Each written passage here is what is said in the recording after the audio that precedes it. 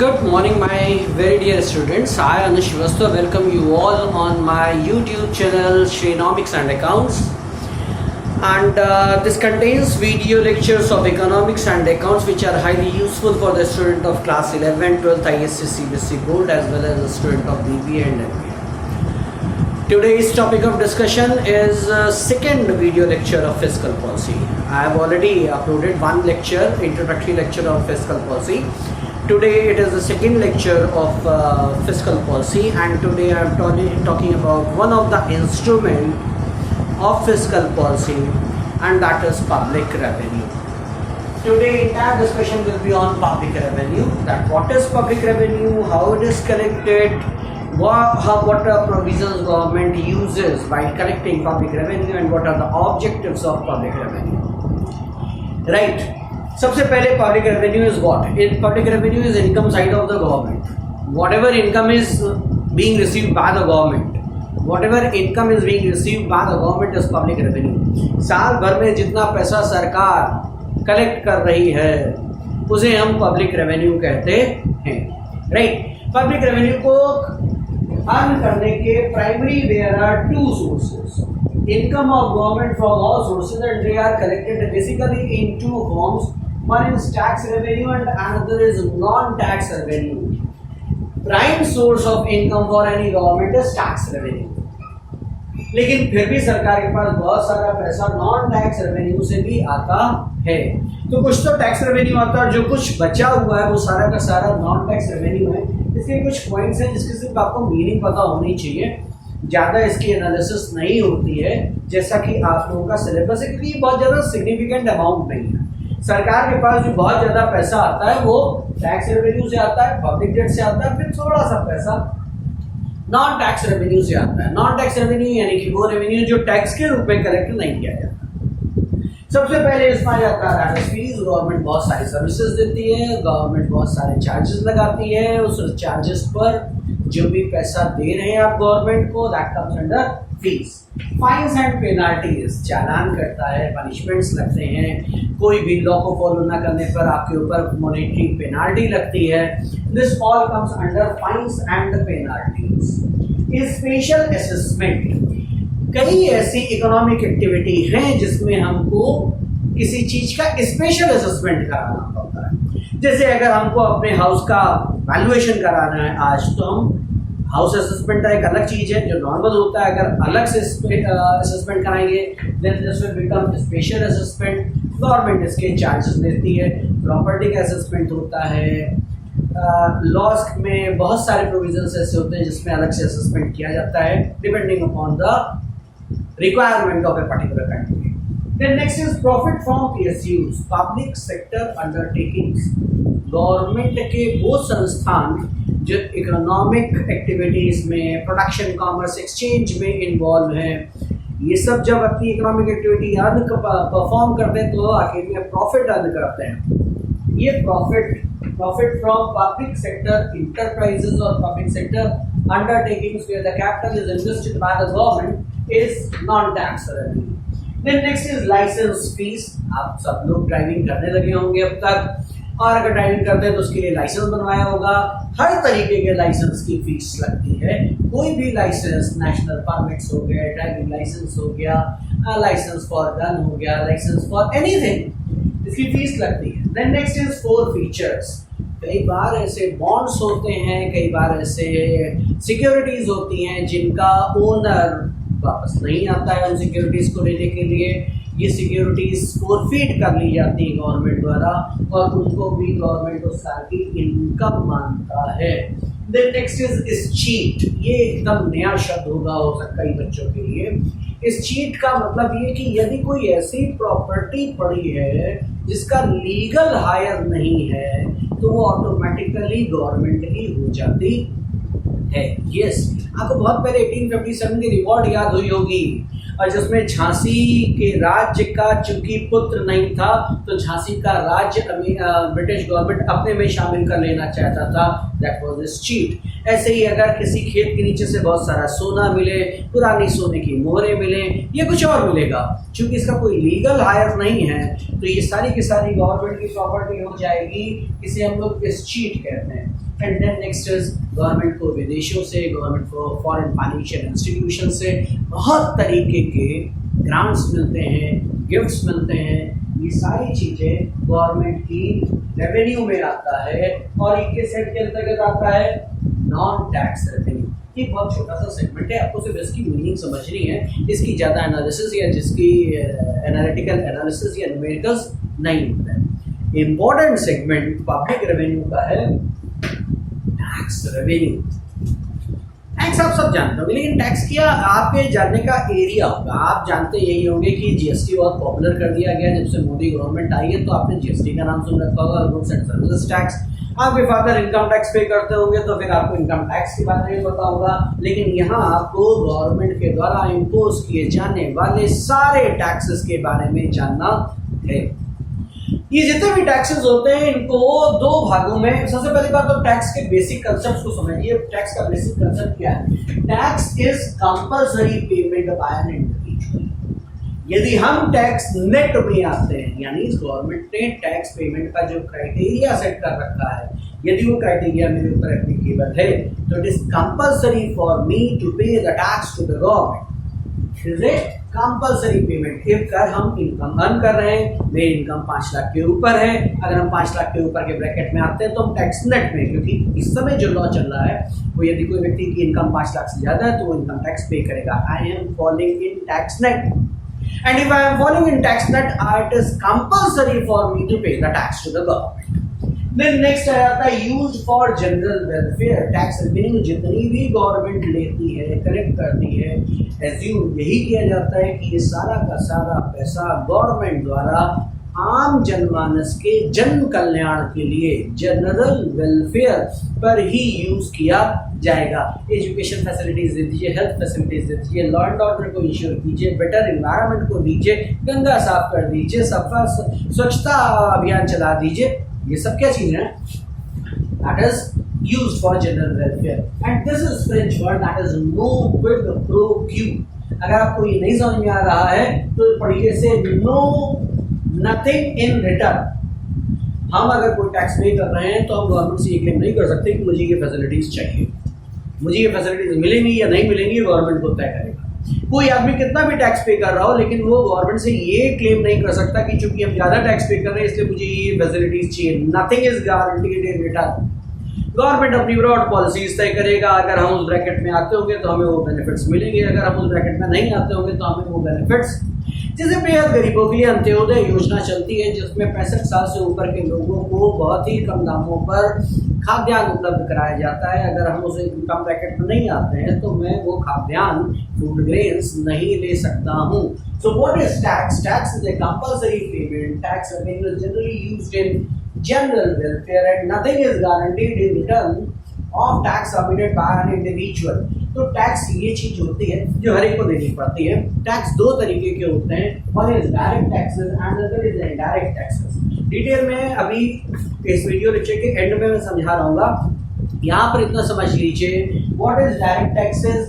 यदि tax return भरने वाला ही अपनी जेब से टैक्स पे कर रहा है वो डायरेक्ट टैक्स है। मैं इनकम अर्न करता हूँ, मैं ही इनकम टैक्स रिटर्न भरता हूँ, मैं ही गवर्नमेंट को बताता हूँ कि मेरी इनकम इतनी निकल करके आई, that is I am filing the return. बाद में मैं ही अपने बैंक अकाउंट से पैसे निकाल करके वो टैक्स गवर्नमेंट को जमा करता हूँ। टैक्स लायबिलिटी भी किस पे गिरी? मेरे ऊपर। टैक्स बर्डन भी किस पे गिरा? मेरे ऊपर। When both the things happen on one individual, that is referred as direct taxes. It includes corporate tax, it includes income tax, it includes gift tax and wealth tax। Income corporate tax corporate bodies पे लगता है, public limited companies और private limited companies में वो जितना profit earn करते हैं उस पर टैक्स लगता है। इनकम टैक्स एक इंडिविजुअल द्वारा अर्न की गई इनकम पर लगता है।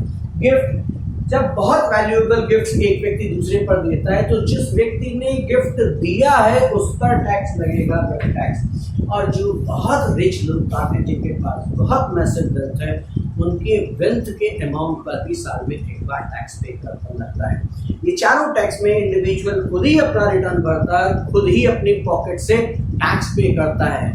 And reporting of tax, incidence of tax and burden of tax falls on the same person। Indirect taxes में ऐसा नहीं होता है। The person who is filing the return may transfer tax liability on another individual. Tax government को submit दूसरा बंदा करेगा, जेब से निकलेगा किसी और के। हमारा एक बड़ा सा रेस्टोरेंट है, हम एक सर्विस अंडरटेकिंग है, हम जितने का सामान बेचेंगे उस पर सर्विस टैक्स लगेगा, हमें हिसाब किताब लगाना है, सर्विस टैक्स अमाउंट कैलकुलेट करना और गवर्नमेंट को जमा करना है। Filing income tax, filing tax return is my responsibility. लेकिन जब हम आपको फूड का बिल बना के देंगे तो उसी में लिख देंगे जीएसटी इतने %, और आपसे बिल यानी खाने का पैसा लेते समय टैक्स भी वसूल देंगे। हम टैक्स भर रहे हैं लेकिन बर्डन ऑफ टैक्स गिरा कस्टमर की जेब में। I can transfer the liability of paying tax from my head to another with the transferability of tax liability is allowed. Tax return अलग बंदा भरेगा, टैक्स बर्डन अलग बंदे पर जाएगा, और जब ये दो अलग अलग चीज जगहों पर हो रहा होता है तो हम उसको इनडायरेक्ट टैक्सेस कहते हैं। गुड्स एंड सर्विसेज टैक्स दो तरीके के होते हैं, central goods and services tax as well as state goods and services tax. इसके अलावा customs duty, that is import duty as well as export duty, ये सारी चीजें आपके किसके अंतर्गत आ जाती हैं? ये सारी चीजें आपकी आती हैं इनडायरेक्ट टैक्सेशन के अंतर्गत, where the tax liability can be transferred from one person to another person. Incidence of tax falls on someone else. Incidence of tax यानी टैक्स का रिटर्न कौन भरेगा। Impact of tax falls on another person. Impact of tax, tax burden किस पर गिरेगा? पैसा किसी और की जेब से निकलेगा। आप साबुन खरीद के लाते हैं, साबुन की कॉस्ट पे करते हैं, टैक्स पे करते हैं। आप कोई भी चीज खरीद करके ला रहे होते हैं, नीचे लिखा रहता है जीएसटी इतना, सीजीएसटी इतना, एसजीएसटी इतना, लोकल टैक्सेस एक्स्ट्रा इतना। ये जो एडिशन होने के बाद फिर आता है maximum retail price. This you pay. You pay not only the cost of sales but also pay the taxes imposed on the same. So who is bearing the burden of tax? You are bearing. Manufacturer will report, he will file the return, but the burden of tax falls on you. Transferability of taxation is there, and that is why it is referred as indirect taxation. Indirect taxation. Now, see, objectives of taxation. Government जब tax लगाता है तो उसके दिमाग में बहुत सारी बातें होती हैं कि हमें कौन कौन से ऑब्जेक्टिव्स को अटेन करना है। टैक्स को बढ़ा करके, टैक्स को घटा करके, ये बहुत सारे ऑब्जेक्टिव्स को अटेन कर सकता है। एक एक करके कवर करते हैं। सबसे पहले आया that is raising revenue. Government को अपने सारे कार्य करने के लिए, डिफेंस को मेंटेन करने के लिए, लॉ एंड ऑर्डर को मेंटेन करने के लिए, नेशनल इंटीग्रेशन के लिए, सोशियो इकोनॉमिक डेवलपमेंट के लिए, इंडस्ट्रियल इंक्रीज के लिए, इकोनॉमिक ग्रोथ के लिए बहुत सारी पॉलिसीज लगानी पड़ती हैं, और इसके लिए उसको बहुत सारे पैसे की जरूरत पड़ती है। ये पैसा कलेक्ट करने का प्राइमरी सोर्स कहाँ से आता है? Raising revenue by the from the general public. Next is regulation of consumption and production. कई चीजें ऐसी हैं जिसके कंजम्पशन को गवर्नमेंट बढ़ाना नहीं चाहती, बढ़ाना नहीं चाहती। Law of demand micro economics में आपने पढ़ा होगा, as the price rises demand comes down. तो वो सारी चीजें जिसके कंजम्पशन को वो रोकना चाहती है उस पर टैक्स बढ़ा देती है। Take example, liquor is not considered as good for health. कोई गवर्नमेंट ये नहीं चाहती कि उसके देश के नागरिक, क्लियर, ये कोई गवर्नमेंट नहीं चाहती। तो गवर्नमेंट उन सारे लिकर्स पर, टोबैकोस पर, इन सब पर टैक्स को बढ़ा देती है। जब टैक्स को बढ़ाती है तो उस प्रोडक्ट का प्राइस बढ़ जाता है। When the price rises, demand automatically comes down. Tax को बढ़ाते उन्होंने कंजम्पशन को कम कर दिया है। इसी तरीके से अगर किसी चीज के प्रोडक्शन को बढ़ाना चाहती है, प्रोडक्शन को कम करना चाहती है, प्रोडक्शन को कम करना चाहती है, उस पर टैक्स, कस्टम्स, एक्साइज ड्यूटी बढ़ा देगी।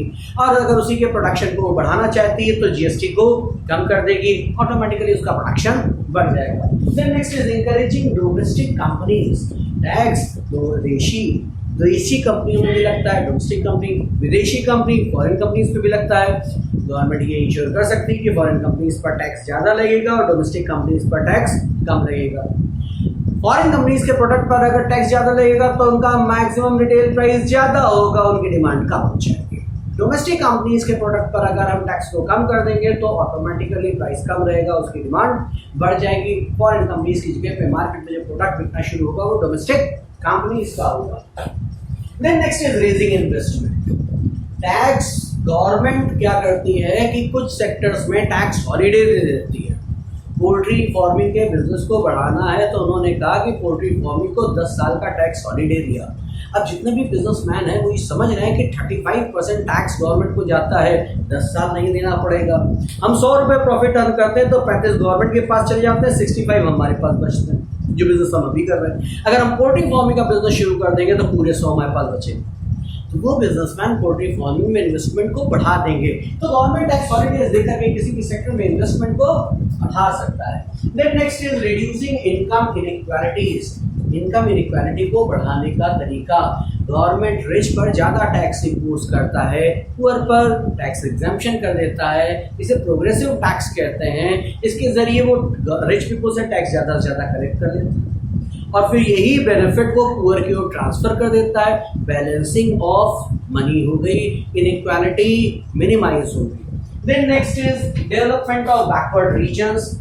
अच्छे अमीर स्टेट से ज़्यादा टैक्स कलेक्ट होता है क्योंकि वो जहाँ ज़्यादा इकोनॉमिक एक्टिविटी होती है, जितनी ज़्यादा इकोनॉमिक एक्टिविटी होगी उतना ज़्यादा कॉर्पोरेट टैक्स, उतना ज़्यादा इनकम टैक्स, उतना ज़्यादा एक्साइज, उतना ज़्यादा जीएसटी।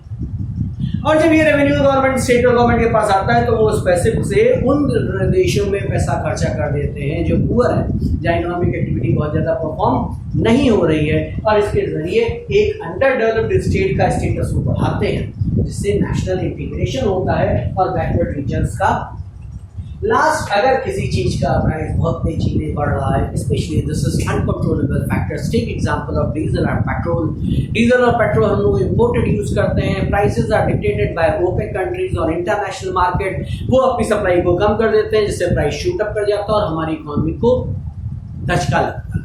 गवर्नमेंट उसी समय क्या करती है, जब इंटरनेशनल प्राइस बढ़ रहा होता है तो टैक्सेस को कम कर देती है, जब टैक्सेस को कम कर देती है तो प्राइस स्टेबल बना देता है। इंटरनेशनल मार्केट में प्राइस बढ़ रहा है लेकिन टैक्स को कम कर दिया, टैक्स को कम कर दिया तो डोमेस्टिक मार्केट में प्राइस से इंटरनेशनल मार्केट में जब प्राइस घटना शुरू होता है तो भी प्राइस स्टेबिलिटी मेंटेन करती है, वो टैक्स को बढ़ा देती है, और जैसे ही टैक्स को बढ़ा देती है प्राइस स्टेबल बना रहता है। तो tax is basically A instrument in the hands of government by which it controls all these objectives. I hope आपको सारी चीज़ें समझ में आ गई होंगी। अगर आपको कोई भी डिस्कशन में कंफ्यूजन रह गया है, मेरा मेल आई डी ऊपर लिखा है arunshri143.as@gmail.com। आप इस पर अपनी प्रॉब्लम सॉल्व पोस्ट करेंगे तो मैं उसका एक्सप्लेनेशन फर्दर दूंगा। अगर आपको वीडियो अच्छा लगा हो तो आप इस मेरे चैनल को सब्सक्राइब कर सकते हैं। It only contains video lectures of economics and accounts covering the syllabus of class 11, 12th ISC CBSE board as well as a student of BCom, BBA and MBA. Thanks a lot for watching the video. Happy learning. Be safe. Thank you.